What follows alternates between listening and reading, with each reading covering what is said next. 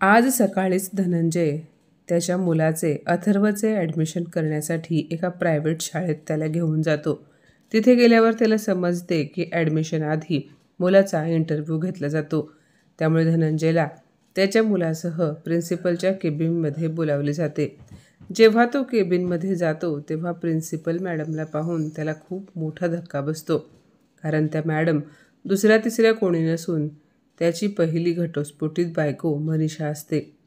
मनीषा देखील धनंजयला पाहून क्षणभर चकित होते, पण नंतर त्याला बसायला सांगते. ती धनंजयसोबत काहीही बोलत नाही. मनीषा त्या मुलाला त्याचे नाव विचारते. अथर्व त्याचे संपूर्ण नाव सांगतो तेव्हा तिला समजते की अथर्व हा धनंजयचा मुलगा आहे. त्यानंतर मनीषा अथर्वचा इंटरव्ह्यू घेते आणि पुढच्या प्रोसेसबद्दल माहिती करून घेण्यासाठी शिपायाला बोलावून धनंजयला दीक्षित मॅडमकडे पाठवते. धनंजय अवाक होऊन मनीषाकडे पाहत असतो. त्याला समजत नसते की ज्या घरातील मुलीला मी धक्के मारून घराबाहेर काढले होते तिचा असा कायापालट कसा झाला. शाळा सुटल्यावर मनीषा घरी जाते. आज बऱ्याच वर्षांनी धनंजयला पाहिल्यामुळे मनीषाच्या डोळ्यासमोर तिचा भूतकाळ जशाचा तसा येत असतो. मनीषा ही आई वडील आणि 2 बहिणींसोबत साताऱ्यातील एका छोट्याशा गावी राहत होती. तिचे वडील एका प्रायव्हेट कंपनीमध्ये नोकरी करत होते. बहिणींमध्ये मनीषा सर्वात मोठी होती. मनीषा 12वीमध्ये शिकत असताना त्यांच्या शेजारी राहणाऱ्या काकांनी तिच्यासाठी एक स्थळ सुचवले. माने, अहो माने, कुठे आहात? जरा बाहेर याल का? शेजारचे जाधव काका मनीषाच्या घरी आलेले असतात. मनीषा बाहेर येते आणि म्हणते, आत या ना काका, बाबा येतीलच इतक्यात. जाधव काका म्हणाले, अगं बाळा, खूप महत्त्वाचे काम आहे माझे तुझ्या बाबांकडे. तेवढ्यात मनीषाचे बाबा येतात आणि म्हणतात, हां बोला ना जाधव, आज सकाळी काय काम काढले? जाधव काका म्हणाले, अहो माने, मी तुमच्या मनीषासाठी एक स्थळ पाहिले आहे. माझ्या मित्राचाच मुलगा आहे. मुलाचे नाव धनंजय आहे. तो प्रॉपर्टी डीलरचे काम करतो. मुलगा चांगला शिकलेला आहे, चांगल्या कुटुंबातील आहे. गाडी, बंगला, जमीन सर्व काही आहे. कशाचीच कमतरता नाही. मुलगा प्रॉपर्टी डीलर असल्यामुळे खूप कमावतो. तुम्ही म्हणालात तर मी त्याच्या घरच्यांशी बोलून आपल्या मनीषाचे लग्न त्या मुलाशी जमवू शकतो. यावर मनीषाचे बाबा त्या काकांना म्हणाले की मुलगा एवढ्या श्रीमंत घरातला आहे आणि त्याचे कुटुंबसुद्धा चांगले आहे तर ते लोक हुंडासुद्धा जास्त घेतील. आणि माझी तेवढी ऐपत नाही की मी त्यांना ते मागतील तेवढा हुंडा देऊ शकेन. माझ्यावर सीमा आणि मीराच्याही शिक्षणाची आणि लग्नाची जबाबदारी आहे. यावर जाधव काका म्हणाले, माने, तुम्हाला टेन्शन घेण्याची काही एक गरज नाही. खरे तर मुलाकडच्यांना हुंडा नको आहे. त्यांच्याकडे खूप पैसा आहे आणि ती माणसे पैशांचे लोभी नाहीत. त्यांना फक्त सुंदर, संस्कारी आणि शिकलेली मुलगी हवी आहे. हे ऐकताच मनीषाचे बाबा म्हणाले, मग जर असे असेल तर तुम्ही त्या मुलाच्या घरच्यांशी जाऊन बोलू शकता. काका म्हणाले, जर हे लग्न जमले तर तुमच्या मनीषाचे भाग्य उजळेल. दुसऱ्याच दिवशी जाधव काका मुलाच्या घरी जातात आणि धनंजयच्या आईबाबांशी मनीषाबद्दल बोलतात. तिच्या आईबाबांनी धनंजयला मनीषाचा फोटो दाखवतात. घरातील सर्वांना मनीषा आवडते कारण मनीषा दिसायला खूप सुंदर होती. तसेच ती खूप समजूतदार आणि शिकलेली सुद्धा होती. काका ते सर्वांसमोर मनीषाचे खूप कौतुक करत असतात आणि ह्या कारणामुळेच धनंजय आणि त्याचे आईवडील काकांना म्हणतात की आम्ही मुलीला पाहायला येत्या रविवारी येऊ. बोलल्याप्रमाणे ते सर्वजण रविवारी मनीषाला पाहायला येतात. काकांनी मनीषाचे जसे वर्णन केले होते मनीषा अगदी तशीच होती. त्यामुळे मुलाकडच्यांना मनीषा पाहता क्षणी खूप आवडते. त्यानंतर अगदी 15 दिवसातच त्या दोघांचे धूमधडाक्यात लग्न होते. लग्न झाल्यानंतर मनीषा तिच्या सासरी जाते. ती खूप गरीब घरातून आल्यामुळे सासरचे आलिशान घर पाहून थोडीशी कावरीबावरी होते. तिच्या सासरी तिचे सासू सासरे, मोठा दीर आणि जाऊ नणंद असे राहायचे. लग्नानंतर मनीषाचे सुरुवातीचे काही दिवस आनंदात गेले, पण त्यानंतर तिची सासू आणि मोठी जाऊ तिला मानसिक त्रास देऊ लागल्या. सर्वात आधी तर त्यांनी घरातील कामवाली काढून टाकली. त्यामुळे घरातील सर्व कामांची जबाबदारी मनीषावर आली. तिला कामाची सवय असल्यामुळे तिला ह्या गोष्टीचे काही वाटले नाही. पण याशिवाय तिची सासू सतत तिला असे म्हणायची की आम्ही तुझ्यासारख्या गरीब मुलीला माझ्या धनंजयसाठी पसंत केले हे तू तुझे नशीब समज. तुला आम्ही झोपडीतून महालात आणले आहे, त्यामुळे आमचे तुझ्यावर उपकार आहेत. गुपचूप ह्या घरात कामवालीसारखी राहा, मालकीन होण्याचा प्रयत्नही करू नकोस. मनीषा त्यांचे बोलणे गुपचूप ऐकून घ्यायची. दिवसरात्र काम करायची. जर कधी चुकून तिच्या हातून एखादी वस्तू पडली तरी तिला खूप ऐकून घ्यावे लागायचे आणि या कारणामुळे ती खूप त्रासली होती. त्यामुळे ती एके दिवशी धनंजयला म्हणाली की अहो, जर कधी काम करताना माझ्याकडून एखादी चूक झाली तर लगेचच आई मला रागावतात, जाऊबाईसुद्धा मला टोमणे मारतात, माझ्या माहेरचा उद्धार करतात आणि मला हे अजिबात आवडत नाही. हे ऐकल्यावर धनंजय उलट तिलाच म्हणाला, मग ते काय चुकीचे बोलतात? अगं, तू आलीसच की झोपडपट्टीतून ह्या महालात. मनीषा म्हणाली, मी स्वतःहून आले नाही, तुम्ही मला मागणी घालायला आला होतात म्हणून आपले लग्न झाले. तिने उलट बोलल्यामुळे धनंजयला राग आला. तो म्हणाला, हे बघ, एक गोष्ट डोक्यामध्ये फिट करायची, मला कधीच उलट बोलायचे नाही आणि इथे उभी राहून तू त्यांची चुगली करण्यापेक्षा त्या दोघींकडून कामाची माहिती करून घे, सगळी कामे शिकून घे. आणि मी तुला पुन्हा एकदा सांगतो की तू झोपडपट्टीमध्ये राहत होतीस, मी तुला इथे महालामध्ये आणले आहे. तू स्वप्नात देखील पाहिले नसतील तेवढ्या सुखसुविधा तुला मिळाल्या आहेत. तुला जास्त विचार करण्याची गरज नाही. ह्याच्या त्याच्या चुगल्या न करता गुपचूप कामवालीसारखी कामे करत राहा. दररोज छान पदार्थ बनव. घरात कोणाला काही हवे नको ते बघ. नवऱ्याचे बोलणे ऐकून मनीषा खूप दुःखी होते. तिला विश्वास बसत नाही की तिचा नवरा तिच्याशी असा बोलतोय. त्यानंतर 2-3 दिवसांनी घरात कोणी नसल्याचे पाहून मनीषा तिच्या आईला फोन लावून घडलेला सर्व प्रकार सांगते. तेव्हा मनीषाची आई तिला म्हणाली, आता तुझे लग्न झाले आहे. सासरी हे असेच होत जात राहत असते. लग्न झालेल्या प्रत्येक मुलीला सुरुवातीला हे थोडेफार सहन करावेच लागते. तू सासू सासऱ्यांचे, नवऱ्याचे मन जिंकून घेण्याचा प्रयत्न कर. तुला तिथे रुळायला आणखी काही दिवस लागतील, त्यामुळे थोडेसे ॲडजस्ट कर. एखादे मूल होऊ देत, मग बघ सर्व काही ठीक होईल. मनीषाने ठीक आहे असे बोलून फोन ठेवला. ती मनात म्हणाली की आई बरोबर बोलते आहे. आता कुठे मला सासरी येऊन 4 महिने झाले आहेत. आणखी काही महिने जाऊ देत, हळूहळू सर्व काही ठीक होईल. मी सर्वांसोबत मिळून मिसळून राहील, तेव्हाच सर्व काही ठीक होईल. असा विचार करून मनीषा कोणालाही उलट उत्तर देत नाही आणि ती गुपचूप तिचे काम करत राहिली. कोणी काही बोलले तरी ती सहन करायची. हळूहळू दिवस सरत होते आणि आता तिच्या लग्नाला 1 वर्ष झाले आणि ह्या दरम्यान मनीषाला दिवस गेले. त्यामुळे ती खूप खुश झाली. पण जेव्हा ती ह्याबद्दल धनंजयला सांगते तेव्हा धनंजय तिच्यावर भडकतो आणि म्हणतो की हे बघ, मला इतक्यात मूल नको आहे. डॉक्टरांकडे चल आणि हे मूल पाडून टाक. नवऱ्याचे बोलणे ऐकून मनीषाला खूप राग येतो. त्यामुळे ती नवऱ्याबरोबर खूप भांडण करते, कारण तिला ते मूल हवे असते. ती धनंजयला म्हणते, मी हे पाप कधीच करणार नाही. मला ह्या मुलाला जन्म द्यायचा आहे. धनंजय तिच्यावर हात उचलतो, पण तरीही मनीषा आपल्या मुलाला पाडायला नकार देते. ती म्हणते, काहीही झाले तरी मी ह्या बाळाला जन्म देणारच. असाच भांडणात 1 महिना जातो. एका रात्री मनीषा आणि धनंजय त्यांच्या खोलीमध्ये झोपलेले असतात. धनंजय खूप गाढ झोपलेला असतो, तर मनीषा जागीच असते. ती तिच्या होणाऱ्या बाळाची स्वप्न पाहत असते. ती खूप आनंदी असते. तेवढ्यात धनंजयच्या मोबाईलवर लागोपाठ 10-12 मेसेजेस येतात आणि त्या मेसेजेसचे नोटिफिकेशन वाजत राहतात. रात्रीच्या 12 वाजता धनंजयच्या मोबाईलवर एवढे मेसेजेस कोणी केले असतील हे पाहण्यासाठी ती नवऱ्याचा फोन घेते. त्याच्या मोबाईलला पासवर्ड नसतो, त्यामुळे जेव्हा ती व्हॉट्सअप उघडून मेसेजेस वाचायला लागते तेव्हा तिच्या पायाखालची जमीन सरकते. कारण धनंजय व्हॉट्सअपच्या माध्यमातून अनेक मुलींबरोबर गप्पा मारायचा आणि त्यांचे सर्व चॅट व्हॉट्सअपवरमध्ये तसेच होते. धनंजयने ते मेसेजेस डिलीटसुद्धा केले नव्हते. त्या रात्री मनीषा त्याच्या मोबाईलमधील सर्व चॅट वाचते. ते चॅट फक्त 1-2 मुलींचे नव्हते, तर अनेक मुलींचे होते. चॅट वाचता वाचता मध्यरात्र होते. मनीषा खूप रडत असते. रात्रभर तिला झोप येत नाही. सकाळी उठल्यानंतर ती धनंजयला मोबाईलमधील चॅटबद्दल विचारते, तेव्हा धनंजय तिलाच रागावतो आणि म्हणतो, तू माझ्या मोबाईलला हात का लावला? आणि मी पुरुष आहे. माझ्यावर बंधने घालू नकोस. बायको आहेस तर बायकोसारखी राहा. दोघांमध्ये खूप वाद होतात. मनीषा म्हणते, धनंजय, हे बघा, मी सर्व काही सहन करू शकते, पण तुम्ही माझा विश्वासघात केलेला मी कधीच सहन करणार नाही. घरात बायको असताना काय गरज आहे बाहेरच्या मुलींशी संबंध ठेवण्याची? मला ते कधीच आवडणार नाही.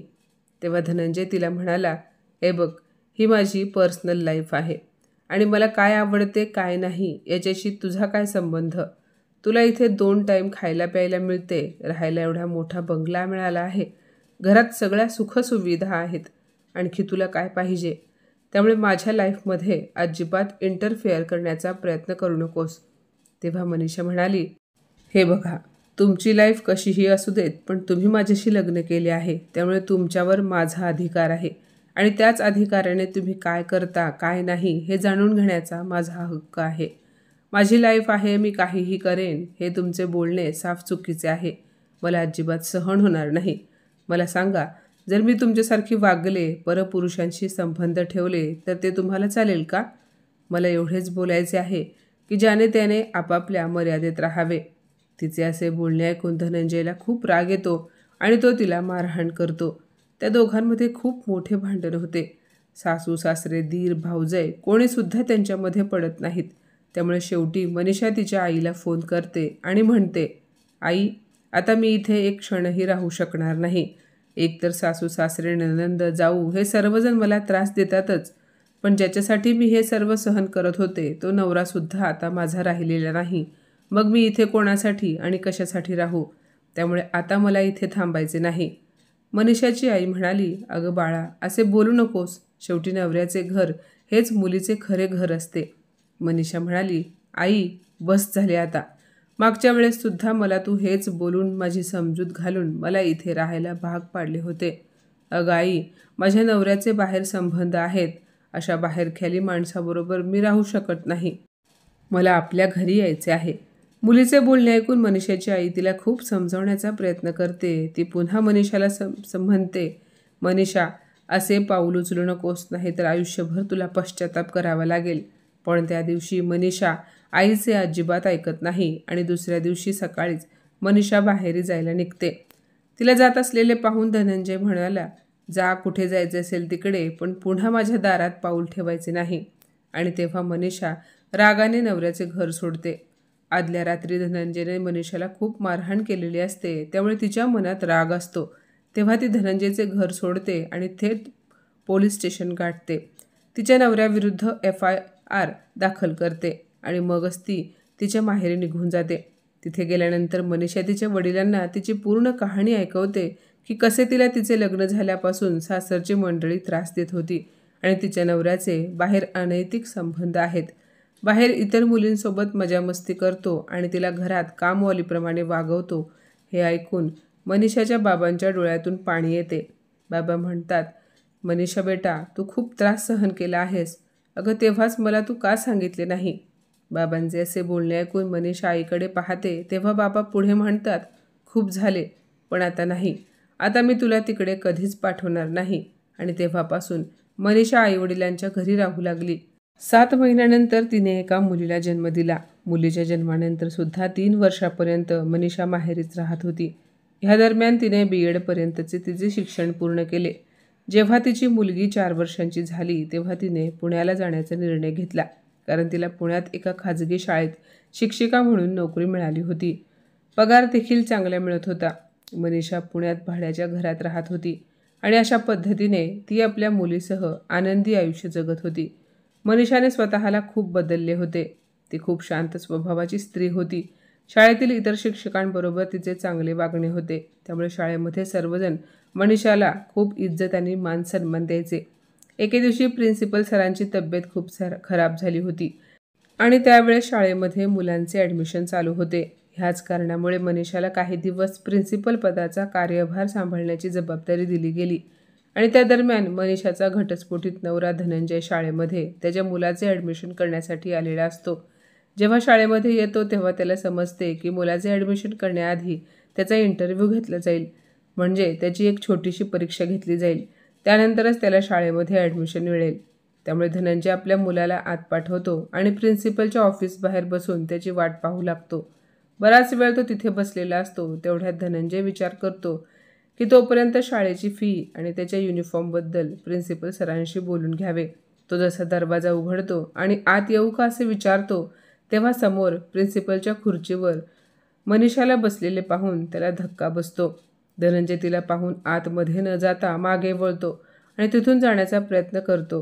प्रिन्सिपल मॅडमने त्याला पाहिलेले असते, त्यामुळे प्रिन्सिपल मॅडम शिपायाला सांगून त्याला थांबवतात. तेव्हा शिपाई धनंजयला घेऊन प्रिन्सिपलच्या केबिनमध्ये जातो. धनंजय खाली मान घालून उभा राहिलेला असतो, तेव्हा मनीषा त्याला बसायला सांगते. ती सुद्धा त्याला पाहून आश्चर्यचकित झालेली असते. ती धनंजयला विचारते, तुम्ही इथे कसे काय? तेव्हा धनंजयही तिला म्हणाला, मला सुद्धा हे जाणून घ्यायचे आहे की तू इथे काय करत आहेस, तेही प्रिन्सिपलच्या ऑफिसमध्ये. मनीषा म्हणाली, सर्वात आधी तर मला एकेरी अजिबात बोलायचे नाही आणि शाळेत मला माझ्या पर्सनल लाईफबद्दल काहीही बोलायचे नाही. ती पुढे म्हणाली, तुमच्या मुलाची मुलाखत झाल्यानंतर तुम्ही दीक्षित मॅडमकडे जा. पुढच्या प्रोसेसबद्दल त्या तुम्हाला सांगतील. आता तुम्ही जाऊ शकता. धनंजय तसाच मनीषाकडे एकटक पाहत बसलेला असतो. तेव्हा ती मोठ्या आवाजात म्हणते, तुम्हाला समजले नाही का मी आता तुमच्याशी काय बोलली आहे ते? तेव्हा धनंजय पटकन उठतो आणि बाहेर निघून जातो. आज बऱ्याच दिवसानंतर मनीषाची आपल्या घटस्फोटित नवऱ्याशी अशा प्रकारे शाळेमध्ये भेट झाल्यामुळे ती थोडी डिस्टर्ब झाली होती. अचानक तिचा फोन वाजतो आणि ती भूतकाळातील आठवणींमधून बाहेर येते. तिच्या आईचा फोन आलेला असतो. आईबरोबर बोलून झाल्यानंतर मनीषा झोपते. दुसऱ्या दिवशी सकाळी ती शाळेत निघून जाते तर तिला गेटच्या बाहेर धनंजय उभा असलेला दिसतो. पण ती त्याला काही बोलत नाही आणि आत निघून जाते. त्याने अथर्वचे ॲडमिशन मनीषाच्या शाळेमध्ये केलेले असते. तो शाळा सुटेपर्यंत गेटच्या बाहेर उभा राहिलेला असतो. जेव्हा शाळा सुटल्यानंतर काही वेळाने मनीषा बाहेर येते, तेव्हा तो तिला म्हणतो, मनीषा मला तुमच्याशी थोडेसे बोलायचे आहे. तेव्हा मनीषा त्याला नकार देते, तरीही तो तिला खूप विनंती करतो. त्यामुळे ते दोघे एका कॉफी शॉपमध्ये जातात. मनीषा म्हणते, मला तुमच्याशी बोलण्याची इच्छा नाही. धनंजय म्हणाला, जेव्हा एखादा माणूस आपल्या आयुष्यातून निघून जातो तेव्हाच त्याला त्या माणसाची खरी किंमत कळते, जशी मला तुझी किंमत कळाली. असे बोलताना मनीषा त्याच्याकडे पाहत असते. काही वेळ ते दोघेही शांत बसतात. त्यानंतर धनंजय तिला विचारतो, तुझे शिक्षण अपूर्ण होते म्हणजे तू BAच्या दुसऱ्या वर्षात शिकत असताना आपले लग्न झाले, मग तू इथे कशी? मनीषा सांगते की मी माझे अर्धवट राहिलेले शिक्षण पूर्ण केले, त्यानंतर B.Ed केले आणि आता ह्या शाळेमध्ये शिक्षिका आहे आणि काही दिवसांसाठी प्रिन्सिपलचा पदभार सांभाळत आहे. पण मला सांगा, तुम्ही इथे कशासाठी आला आहात? तेव्हा धनंजय तिला म्हणाला, मी इथे माझ्या मुलाचे ॲडमिशन करण्यासाठी आलो होतो. त्याचे बोलणे ऐकून मनीषा त्याला विचारते, तुमचा मुलगा? तेव्हा धनंजय म्हणाला, आपला घटस्फोट झाल्यानंतर मी दुसरे लग्न केले. माझा मुलगा अथर्व आता 3 वर्षांचा झाला आहे, त्यामुळे मी विचार केला की त्याचे यंदा शाळेमध्ये ॲडमिशन करावे, म्हणून मी इथे आलो. पण योगायोगाने आपली भेट झाली. मनीषा हे सर्व खाली मान घालून ऐकत असते, पण धनंजय तिच्याकडे एकटक पाहत होता. कारण आता मनीषा पूर्वीची मनीषा राहिली नव्हती. तिच्या बराच बदल झाला होता. पूर्वी मनीषाला घरकामातून स्वतःकडे बघायला, तयार व्हायला वेळ मिळत नव्हता, पण आज ती खूप सुंदर दिसत होती. धनंजयने तिच्या गळ्याकडे पाहिले आणि तिला म्हणाला, तुम्ही लग्न केले की नाही? मनीषाने मान वर करून त्याच्याकडे पाहिले आणि म्हणाली, नाही. तो गालातल्या गालात हसला आणि पुढे म्हणाला, तुम्ही तर माहेरी राहत होतात ना, मग इथे पुण्यात कसे काय? मनीषा त्याला म्हणाली, हो, मी सुरुवातीला माहेरी राहत होते, पण मला इथे नोकरीसाठी यावे लागले आणि सध्या मी माझ्या मुलीसोबत भाड्याच्या खोलीमध्ये राहते. जेव्हा धनंजयला समजते की ती तिच्या मुलीसोबत राहते, तेव्हा तो तिला पटकन विचारतो, तुम्ही तर म्हणाला होतात की तुमचे लग्न झाले नाही, मग तुमची मुलगी? मी समजलो नाही. तेव्हा मनीषा म्हणाली, ती मुलगी तुमचीच आहे. हे ऐकताच धनंजयला धक्का बसतो.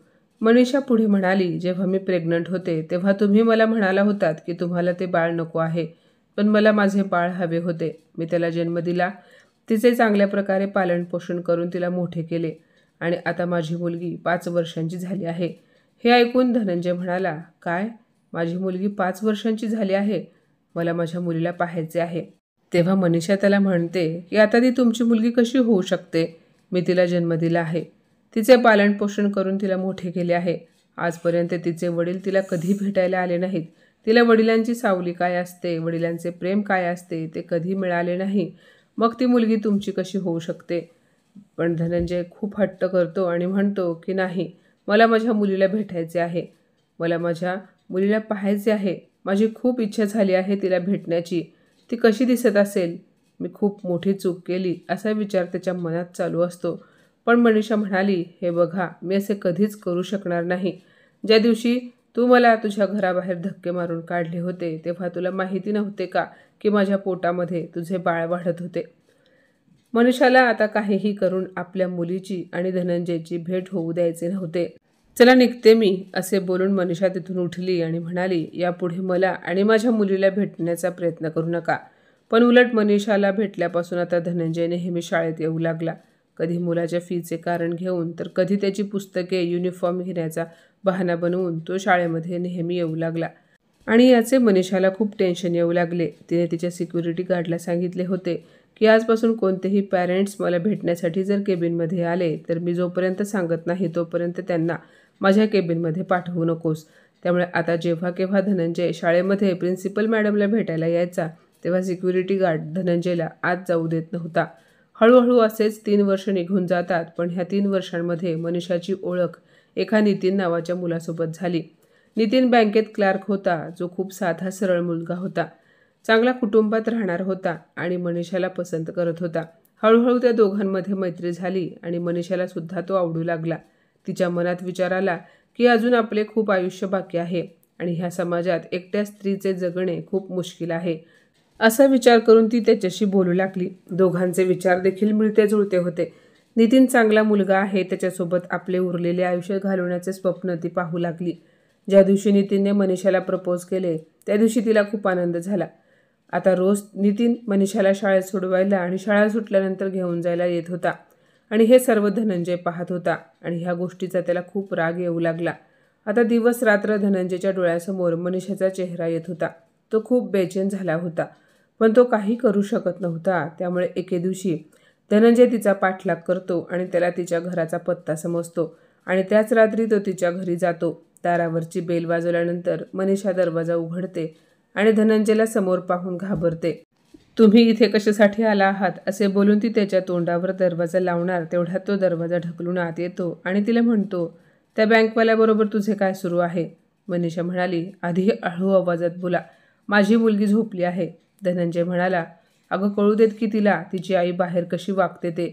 हे ऐकताच मनीषाला खूप राग आला आणि ती म्हणाली, मी बाहेर कोणाला भेटते कोणाला नाही, काय करते याच्याशी तुमचा काय संबंध आणि कोणत्या अधिकाराने तुम्ही मला हा प्रश्न विचारत आहात, कारण तो अधिकार तुम्ही 8 वर्षांपूर्वीच गमावला आहे. असे बोलताच धनंजय म्हणाला, हे बघ मनीषा, झाले गेले विसरून जा, मी तुला आणि आपल्या मुलीला पुन्हा स्वीकारायला तयार आहे. हे ऐकताच मनीषा त्याच्या कानशिलात भडकावते आणि म्हणते, माझी फसवणूक केली ते केली, आता दुसऱ्या बायकोची तरी प्रामाणिक राहा. धनंजय म्हणतो, बरं ठीक आहे, मग माझी ती इच्छा पूर्ण करशील का.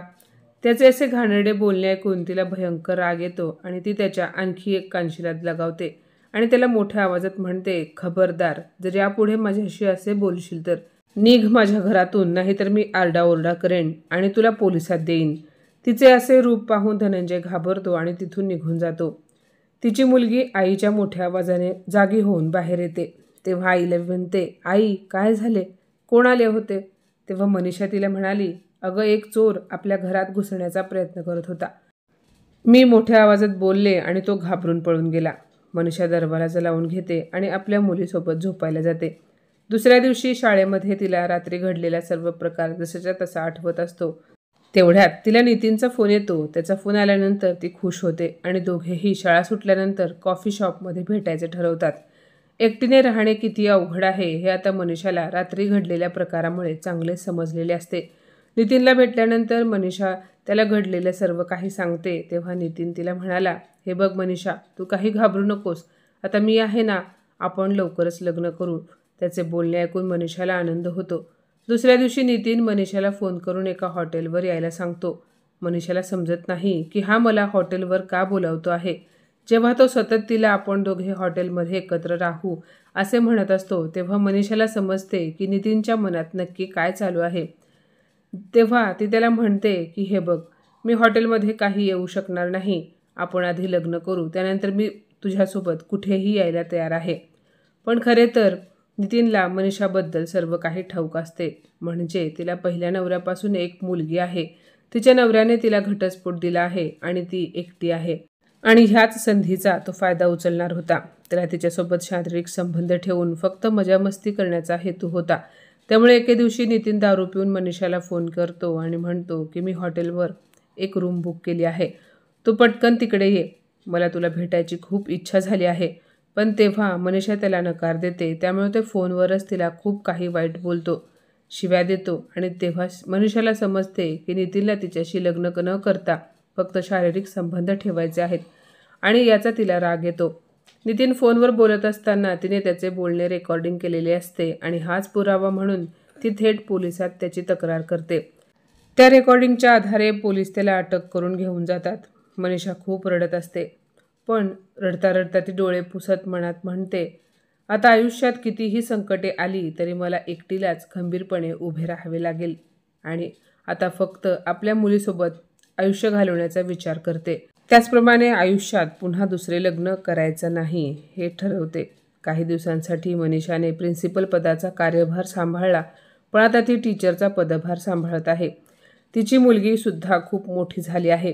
तिने 12वी पास केली आणि आता ती ग्रॅज्युएशन करत असून UPSCची तयारी करत आहे आणि त्या दोघी मायलेकी आता आपले आयुष्य आनंदाने जगत आहेत. तर माझ्या मित्रमैत्रिणींनो, आजची ही कथा तुम्हाला कशी वाटली कमेंटमध्ये नक्की सांगा आणि अशाच नवनवीन कथा ऐकण्यासाठी प्रज्ञा मराठी स्टोरीजला नक्की सबस्क्राईब करा. धन्यवाद.